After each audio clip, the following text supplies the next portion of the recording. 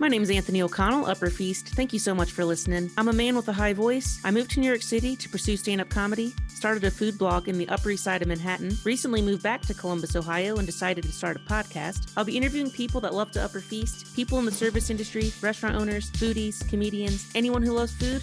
I'll be talking to them. Maddy Buschur of Cooking Mad. We talk about her growing up on a dairy farm, gold-covered Hot Pockets, food so good it makes her cry, seeing a bloody fingertip in a fast food burger. Wowza. Today we got guest Maddy Buschur. I'm sorry about the pronunciation, but Maddy, please introduce yourself better. So I am Maddy Buschur. Close. It's Bush like the beer or the plant, and then just you are. I like to start it off with a little feast or pass. Hawaiian pizza, feast or pass? Feast. Feast. Okay, easy breezy on that one. I've never had a good one, but I haven't tried it in years. Like the last time I had a Hawaiian pizza was probably from like Domino's or Pizza Hut or something. There's like fancy pizza shops. I should probably give it another try, I guess. Do you actively dislike it, or does it just not really do it for you? I kind of think I felt a societal pressure. I don't even know why I hate it. Like I just have like this bad taste in my mouth just thinking about it. I think I need to try it again. I think I need to get on that. Now, my sister does something crazy. Let's see if you'd feast or pass on this. She loves tomatoes. She's obsessed with tomatoes, but she does tomatoes and pineapple. Yeah, I think it's inappropriate. I make fun of her all the time. How about veal parmesan? Some people get caught up on like the baby cow, whatever, but I think it's delicious. That's a big feast for me for sure. I grew up on a farm. I did have a vegetarian stint, which was a betrayal to my family. We weren't a meat farm, it was a dairy farm, but the calves do push me a little bit, but not enough that I wouldn't eat it. Wow, a dairy farmer. So did you folks make cheese and stuff too, or maybe sell the dairy to people to make the cheese? Yeah, so we sold it to a processing plant, and it's primarily used for drinking milk. And this is a fun fact. There was a period of time, I don't know, this would have been several years ago, where all the Arby's east of the Mississippi used our milk for their milkshakes. Whoa, so you're rich. I'm intimidated. No. God dang millionaire farmer out here. This is great. Yeah, no, don't tell my dad that. He'll cry. He gets that. What about Hot Pockets? Feast. Okay, cool. So one time, this was one of my biggest bombs ever on my Instagram, which I love, Upper Feast. I love you. Thank you for following. Do you remember like 2 years ago in the food scene, it was like kind of hip to put gold on everything? Like gold chicken wings, gold burgers. I thought it'd be funny to make a gold Hot Pocket. Uh-huh. So I literally bought gold sheets of paper from Amazon and just covered a Hot Pocket in gold. No one cared about it. No one thought it was funny. No one thought it was charming. Everyone was just like, why'd you put gold on a Hot Pocket? I'm like, because it's a Hot Pocket. Isn't that funny? And they were like, no. I think that's so funny. Would you eat a gold Hot Pocket, a 24 karat gold Hot Pocket? Yeah, I think I deserve a 24 karat gold Hot Pocket. 100%. I'll mail you some. So yeah, that's my little gold Hot Pocket story. Now I'd like to move on to rate it 1 to feast, which is kind of like 1 to 5, but we say feast instead of 5. 1 to feast, Chipotle. 4. 4? That's fair. Now, do you do a burrito or a bowl or a tacos? Bowl. You're a health nut. I respect that. That's what they call me. I drink my 4 p.m. wine. I love it. What are you drinking? What you got, a little casual Cabernet? It's a Merlot. Ooh, Merlot. It's supposedly award-winning. It was like half price at Meijer. I was like, award-winning.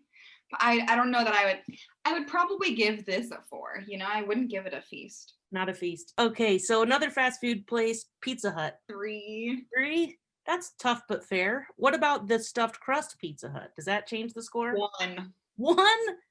No. Nope. Bonus cheese, come on. It's too soggy. And the cheese itself doesn't have much flavor, in my opinion. No, that's true. I'm not a Pizza Hut super fan. I was just trying to stick up for that bonus cheese.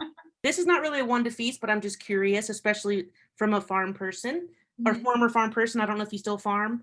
Or do you still farm? Are you farm adjacent? I'm farm adjacent. That's a great way to put it. My family, they all still farm. So I'm not ag field, but I love it still. Well, also, not. It's not what I chose to do, but I love going back to the farm and, feeding the cows. Speaking of cows, that's actually what I was going to ask you next. What temperature do you like your steak? Medium rare. That's what I love. Why'd you say it all timid like that? Medium rare is a great choice. And first of all, this is a judgment-free zone. If you would have said well done, I'd be like, hey, do you, girl? it's not for me, but YOLO. Probably that was my initial response because I used to always be a well done kind of gal. Actually, I don't know if this will come up later in conversation, but meat, I struggle to make meat, and it's because I am always afraid I'm going to undercook it. It took me a few years to get to medium rare, and I just don't think that I'll ever get past that. And it's perfect for me now, but I am actively working on not overcooking my meat. Medium rare, safe all day. Now, granted, I'm not a food scientist or whatever, or even a professional chef, but I think if it's fresh and whatever, medium rare is perfect. Oh yeah, and with that, it's totally different than chicken, for example. Oh yeah, you don't want raw chicken. I saw on Reddit like a year ago, some lady, I don't know if it was a joke, I hope it was satire, but she said she liked sushi chicken and she had like raw chicken and she was just like eating this raw chicken. I hope it was a joke, or if not, she's probably dead. I don't know. That makes me want to die. Did you block her? Like, I hope so. Big block, quickest block in the West. So growing up on a farm, that's really cool. So you probably have an interesting relationship with meat. What was that like growing up as a kid on a farm? Yeah, I mean, well, you don't know anything different, right? And where I'm from, it's Western Ohio, like one of the higher ag focused counties in the state, and a lot of dairies, but also a lot of, chickens, pigs. And I would say it goes back to being adjacent to those, because my friends who did raise meat animals were very passionate about their meat animals. Whereas I saw them, but I never really had that like relationship with animals that I would raise and then have to butcher. And I also, even from the large scale production side of it, I never saw anything that brought forth like ethical concerns. It's one of those things where when you're in it, you understand, oh, this is the reason that the farmer is doing this. Like, so for dairy, it's docking tails. Are you familiar with like tail docking? So the idea is that, so you're cutting part of the tail off, and there's a method that you do it, and you do it at a certain age so that there isn't the pain factor there. But what it does is it decreases disease for them later, and it decreases injuries, and it creates cleaner milk, just because of how like the process of that goes. But now that's something that has been illegalized, not to not let's get controversial over here, but something like that. From an outsider perspective, you would hear that and be like, dude, why? Like, that's a horrible thing to do. Why would you just cut off their tail? But whenever you're in it, you realize, okay, that's for their well-being. And so whenever I saw something that seemed counterintuitive to me, I immediately had someone there to answer the question. So it's like, oh, why is there that pen between the mom pig and her babies? Well, it's like, oh, well, so that they don't roll over on them. And then it clicks and it's like, oh, okay, yeah, that's fine. Hey, just wanted to say thank you so much for listening so far. If you're liking it, please subscribe, tell a friend. If you're loving it, please give us a 5-star review. When you think of eating and you think of going out to eat, for example, what do you think makes a great dining experience? First, can I hear from you? What do you think makes good dining experience? Yeah, of course. So I think there's a ton of factors. For me personally, I think the most important factors are company. Like if you're with good friends or family, people you love and care about, I think that's integral to a great dining experience. But also vibes and ambiance. It can be fancy and swanky, or it can be like bottom of the barrel dive bar, eating a delicious hot dog with some friends when you're drunk or something. And then lastly, the food has to be good, of course. I mean, I think you could argue that's first, but I think for me personally, if I don't have good company and good vibes, I'm not going to care if it's a 5-star dinner. Right, absolutely. And so it's hard to say, because when I think of like memories with eating out, I immediately do go to the company aspect of it. There are definitely a few where it stands out of like, wow, that was really good. And it wasn't about like you go into it with a regular dinner with somebody that you see 3 times a week. It's just a Tuesday. You're not celebrating anything. So you didn't expect it to be anything different from Monday when you went out to eat with the same person. But because the food was so good, you just bond over it, and it like brings such a good like attitude to the both of you that you just like you feed off of it, literally. But like you get energy off of it. And so yeah, just food that like you can taste you just can tell that they know what they're doing. and care about what they're doing. Like you said, regardless of what it is. Mm-hmm. But there's always that whenever it's just such a pleasant surprise. And then I also think the, like what can really, I wouldn't say it really breaks an experience, but what can really make an experience is if you have a server or a chef or somebody who's really personable, or, you know, even if that means being good at reading the room. So knowing when not to come over, knowing when to like go back and forth a little bit, chatting with you. I think it brings out the best in everybody. That's like what it is if it's really good food or really good ambiance, everyone is happy to be there. Naturally gives you something to talk about if it's otherwise awkward. It really does. I love to chat. I feel like chatting is half the fun of a meal. Have you ever been a server before? No, I haven't. I have. And I was a server in New York City at one of the busiest restaurants in the country.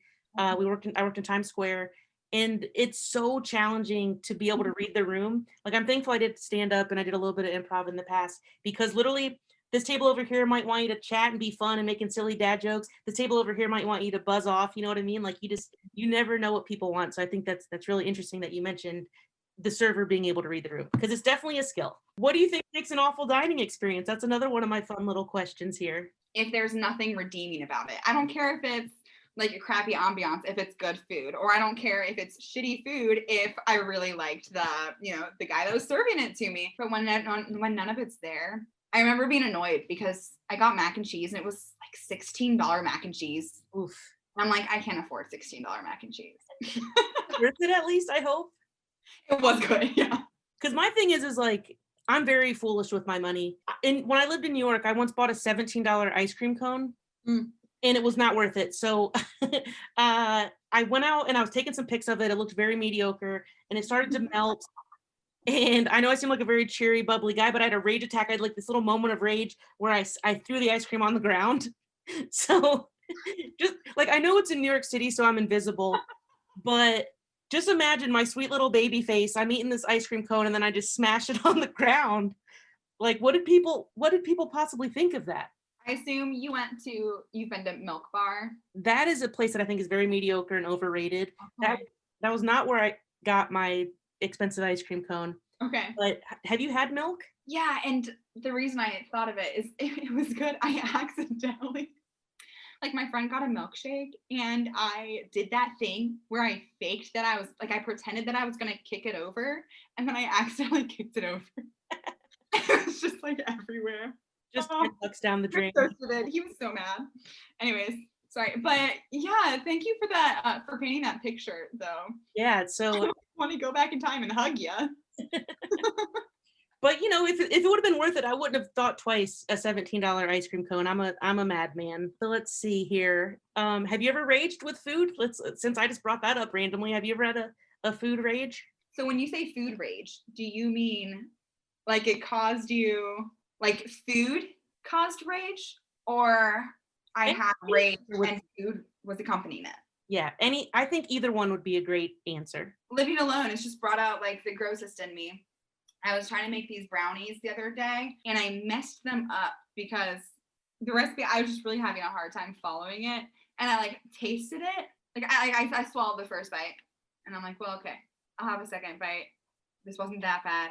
Second bite, I'm like, what am I doing? Why is this going in my body? And I just like spit it straight into the trash can. Not even like a classy little, like into a napkin first. I could have followed that. I wouldn't call that rage. Did you eat the rest of the brownies or you ended up wasting them? So that was just part of the batter for it. I actually finished them. I brought some into the office today. We were having like a distance meeting and I told people, I'm like, I don't know what your comfort level with this is, but if anybody does want some brownies, they are here. Do with that what you will. And they got really good feedback.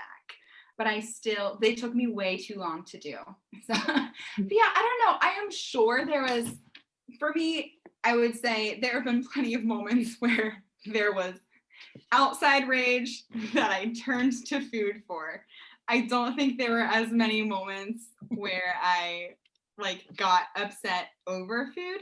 I think that I have this theory, actually. I don't know that I let myself get super bummed out when food isn't good because I just don't want to have to be disappointed with food. Like food is the one thing, just like don't hurt me ever. So I will get extreme appreciation of food, but even the worst food, I'm still like, yep, that's fine, which is definitely just me suppressing emotion. But because of that, it's protected me from ever throwing ice cream on the ground. So I feel like you could argue that you could replace that with an attitude of gratitude. You're so thankful to have food, and food is such a privilege that you don't allow yourself to get upset. That's what I would like to call that. that's what I should have said. I get upset sometimes. This is like the most privileged thing ever. I get upset sometimes when I go get like a meal, even if it's free, for example. This just happened. I won't name names, but I went to get some free food for Upper Feast content, and it tasted bad and it looked bad. And I had to have a really awkward conversation with the person. I was like, look, I can Venmo you. It just, this food wasn't for me. Like, I'm definitely not going to post it. And thankfully they were very gracious and they were like, well, we can try it again. Like, I'm sorry you didn't like it, whatever. It kind of ruined my whole day. I was like, I was really looking forward to some great content, some delicious food, and it just kind of sucked. Well, I think it goes back to that like awkward thing. So in the same way that if you're getting dinner with people or a snack, whatever, with people who you don't know super well, something like that can bring out the worst in others, or it can bring out awkwardness where, I don't know about you, but I like really struggle to let myself be negative around somebody who I've just met. So I'll overthink this idea of, oh, I can't critique this ice cream because they'll think that I'm a negative person. And so then I'm like pretending to like this ice cream and they're like hating this ice cream and it's awkward. I don't know. I'm probably overthinking that, but that's a really good point though, because what an interesting position for you to be in whenever you are like, you can't be dishonest with your followers, but also, yeah, that's so awkward. It is. And the thing is like, I would never rip anyone to shreds. So I always approach it very delicately. It's probably happened like 5 or 6 times. I've been running the account for like 3 years, and I only post food I like. So if I don't like the food, it's not going to be posted. So let me ask you this. When you cook at home, have you ever made something that was like horrible? Like, what was your worst cooking experience? This was the first season of Cooking Mad. We're in 5 now. So this was back in the day. And I was using my slow cooker for almost everything. And it was some sort of soup that included ground turkey sausage. Well, with a slow cooker, there are plenty of things you can put in there raw, right? Mm-hmm. Chicken, beef. I didn't know that like I couldn't put this ground turkey in there raw. And so it took me forever. And I didn't actually get it in until probably close to 10 p.m. And then I had to let it go through the 3 hours on high. And so I'm like awake on a Sunday night at 1 a.m. trying, like waiting to taste this ground turkey sausage soup. And I open it and it's just like floating around and it's still pink. And I wasn't I was not understanding what was going on. And my mom happened to be awake. And so I like sent her a picture. I'm like, Mom, like, is this okay to eat? And she's like, you didn't cook it first? And I just remember, maybe that was my food rage. I remember feeling so bad about myself and also just so mad because it's like a ton of food that you're wasting. And then also it was so much time but mostly I just felt stupid. And so I was mad about that. That's probably the biggest fail in the kitchen, only because there was no way to undo it. And I tried to undo it. Like I then tried to fish out the meat and like cook the meat and then realized that that's super disgusting. Don't do that. But I really don't mind when I burn things.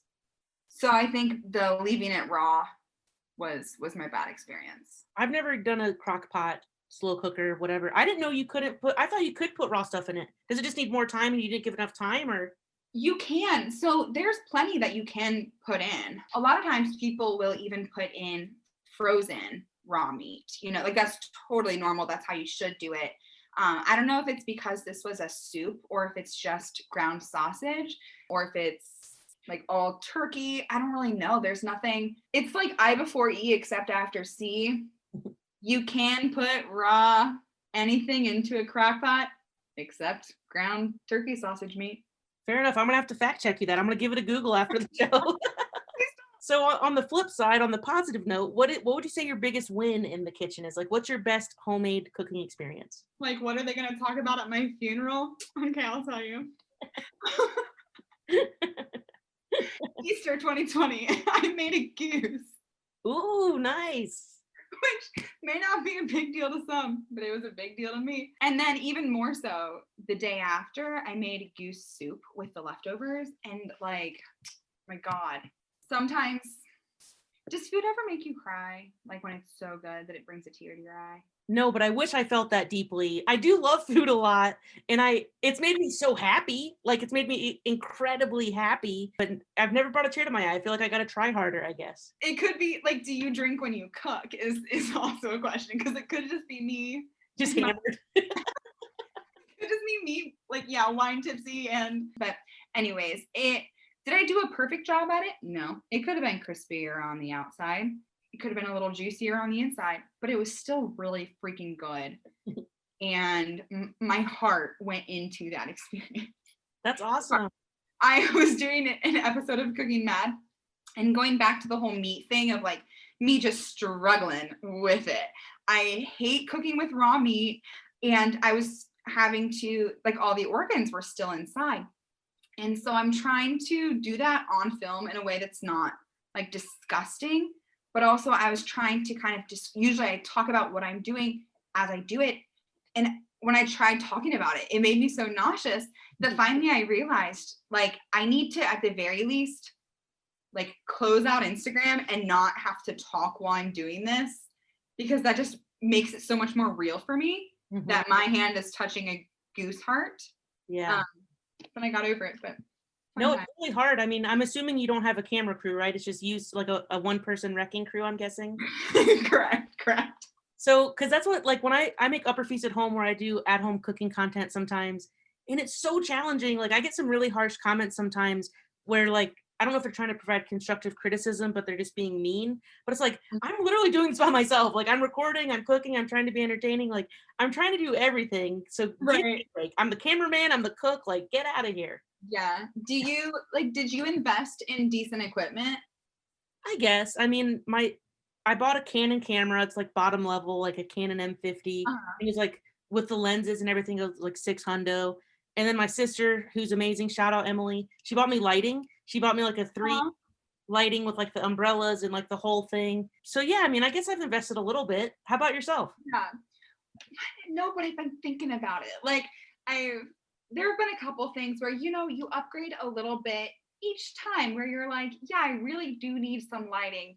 So I'm going to bring lighting in, but also it's just going to be my lamp from my bedroom. And I like have some of the feedback that I got. One time, somebody said, Maddy, like, you're literally making me sick because I was spinning too much, or like too unstable with because I just use my phone and too unstable with it. And I was like, okay, well, first of all, you're pregnant. So yeah, you're going to get sick easily. Like, I'm sorry that I'm making you motion sick, Bridget, but thank you for the feedback. And that's a very good point. And because it was like all over the place. So, but I've been thinking about getting like an actual decent camera and leaning more into it, just like making it a little bit more professional of a deal. But also I always said I wouldn't do that, because the whole essence, like literally the tagline is, the rules are made up and the recipes don't matter. And I was afraid that if I tried too hard to make Cooking Mad like a good thing, that it would take away the fun and the chaos of Cooking Mad. And then I've recently realized, like, really, I think it's since I got more involved in the improv community, creative community in general, where people, like, they don't judge you for caring about your craft, or for saying, oh, you're trying too hard. And yeah, and like, it's not a secret that I didn't set out with Cooking Mad to make it become some big thing, and that I don't see it going in that direction. But that doesn't mean that I can't, like, I've already put so much time into it. It's grown so organically to be what it is. Not even like its audience has grown, but just its content has grown, that it kind of has made me realize too, it's like, I don't know, get up or get out. What's the actual word for that? I think they say shit or get off the pot. Yes, and so by shitting, I think I just need to buy a nice camera. I understand the like hesitation of, like, if you show that you tried hard and you showed that you had effort and then it fails, I feel like it hurts a little bit harder. But I think if that's something you're interested in, I 100% support it. And I think if you want to elevate it and improve it in any way that you see fit, I think you should 100% do that. Thank you. That's so encouraging. I'll admit it. I try very hard with my food content. I try very hard. If you and I ever go feast together, you'll see me and you're like, wow, he's a maniac. Is he ever going to eat? It's just the infinite photos, like angles and lighting and stuff. And I'm shameless. I'll take my plate outside to get natural light. I have a little light, but I'll literally be like, hey, I'll be right back. And I just take the plate outside and like just go get pics on the sidewalk. So how much time would you say you spend like in a week on Upper Feast? Like I've never really kept track, but like a lot of hours, I would say. Because like when I record like Upper Feast at home specifically, that typically 2 to 3 hours recording and then 2 to 3 hours editing. So that's like 4 to 6 hours for one video. People have no idea like how much behind, and that's coming from somebody who doesn't like edit and upload nearly to the extent that like what you're doing. And that's part of the thing too that makes you say at some point, shit or get off the pot, because it's like I'm putting so much time into this, so much money into this. Like maybe I should try to actually make it something that people outside of like my friends who follow my private Instagram account could join in and like have fun with too, because it's hard to keep justifying like working on an art and at some point, you know. But I firmly believe if you enjoy doing it and it gives you pleasure and it's something fun to do, even if you only have 10 viewers, I say do it all day long. Like obviously I won't speak for you, but for me personally, I want to go viral every single time. But if a post bombs, I still love it. Like I'm like, yeah, I had so much fun doing it. Right. Oh yeah. Yeah. So if you're having fun, I say go nuts. So I think 3 things that are so important for food content, especially make video content, is number 1. People love video. Oh, she's getting her notes out. And with videos, the first 3 seconds counts as a view. So you want to put the most food porn, most attention grabbing thing first, because 3 seconds is what determines a view. The thumbnail is often slept on. People don't really think about the thumbnail. And then last thing is like, if you're editing video, make it as quick as possible. Like people have like 5 to 10 second long things with no cut. You either need to have some kind of motion with the camera or cutting, at least punching in or punching out. So those are my 3 tips that you did not ask for. No, thank you for those. I wrote them down. Hell yeah, you did. So Maddy, I feel like I've asked you everything that I wanted to ask you, but if there's anything that you'd like to talk about or any fun food stories or just anything you'd like to say, now's your time to shine. Do you want to hear something disgusting? Yes. So didn't even think about it. Yes, please. 1 through Feast, this story. I was driving this morning and had a flashback to being like 4 years old, and we were in the Sydney Walmart, and I don't know if they still have the McDonald's there, but they did at the time, and we were on our way out and got some food. We're sitting down and suddenly my mom like closes her Big Mac and like just like wraps it up and has just this look of death on her face. We were like, Mom, what's going on? And she like can't talk, but she did tell us to stop eating. Thank you, Mom, for that guidance. Somebody had like cut part of their thumb, and there was like a sliver of a thumb in her hamburger. Oh my God. And being so young, I have to wonder, like, what did that do to me? So did your mom call the McDonald's and complain, or she's just such a sweet lady she forgot about it? So I think she like told them, because she was like, so yeah, you need to know like somebody is actively like bleeding flesh in this, and they were apologetic and are like, oh, we can get you a new one, and she's like, I don't want a new one. Get this person a finger back. Jesus Christ. It's so gross, and it's so gross that I even was wondering, like, did I make that up, you know, like in my head? And I'm 95% sure that it happened. 95%. You can't confirm with your mom, like, this very well could have been a nightmare you had as a child. Like, right. I was hoping maybe you talked to, because I'm wondering, like, did you see fingernail? Was it just like a little part of skin? He did not show us. And I don't think, like, it was not significant. I definitely am not picturing a, like, they cut off a whole thumb. It's, you know, it was all skin, muscle, blood, whatever. No bone, no nail. Still horrible. It's bonus protein. Your mom sounds like a Karen. No, I'm kidding. Yeah. Oh God. I'll have to ask her about it. You know what's funny is so far all of my guests have been super chill, and I think I book super chill people. I feel like in order to get some really bad dining experiences, I might need a Karen. Maybe a Karen would be a good thing. That's actually a good point. If I meet any, I'll send them your way. No, I feel like they, I say one wrong thing on the podcast, like, let me talk to your manager. I'm like, I'm my own manager. Did you ever have any, and I'm sorry if you've already talked about this on like other podcasts or videos, but what about whenever you were a server at like in Times Square? What was your worst Karen experience? We had this one couple, they were an Eastern European Karen variety. Karens can be anything, by the way. I don't know if anyone knows that. Quick side note, people are like, it's racist. I'm like, no, everyone's a Karen. Every type of person can be rude and demanding, whatever.